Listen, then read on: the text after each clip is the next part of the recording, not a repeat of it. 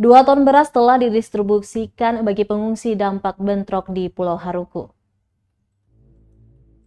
Pemerintah Kabupaten Maluku Tengah mendistribusikan 2 ton beras bagi pengungsi Kariu di Negeri Aboru, Kecamatan Pulau Haruku, Kabupaten Maluku Tengah.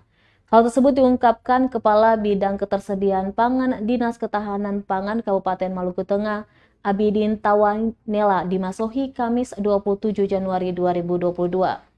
Kata dia, penyaluran bantuan beras atas perintah Bupati Maluku Tengah Tuasikal Abua yang menyikapi kebutuhan darurat pengungsi asal negeri Kariu yang sementara menyelamatkan diri di negeri Aboru pasca insiden bentrok di Pulau Haruku Rabu 26 Januari kemarin.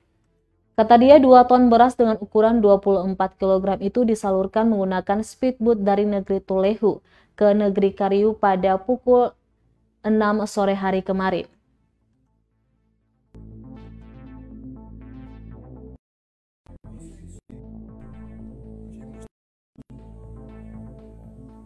Kemarin setelah pas kejadian itu ketemu sesuai petunjuk Pak Bupati melalui Pak Kades dan ketemu langsung tanggap di sana 2 ton. 2 ton beras. Siap. Oke. Dibawa kemana itu, Pak? Langsung ke Aboru. Ke Aboru. Baik. Oh, di titik lokasi Di titik pengungsi. Aboru, ya, karena kan pengungsi Kariu di situ dan sesuai informasi dari Praja Aboru itu langsung dimasukkan di dapur umum. Langsung ke Dapur umum dan itu langsung diserahkan ke pengungsi Kariu. Ya. Oke, kemarin distribusinya malam atau siang, Pak? Ketong kurang lebih sekitar jam 6 ya. Jam 6 Jam sore. 5 lewat itu. Sore, Pak? Siap.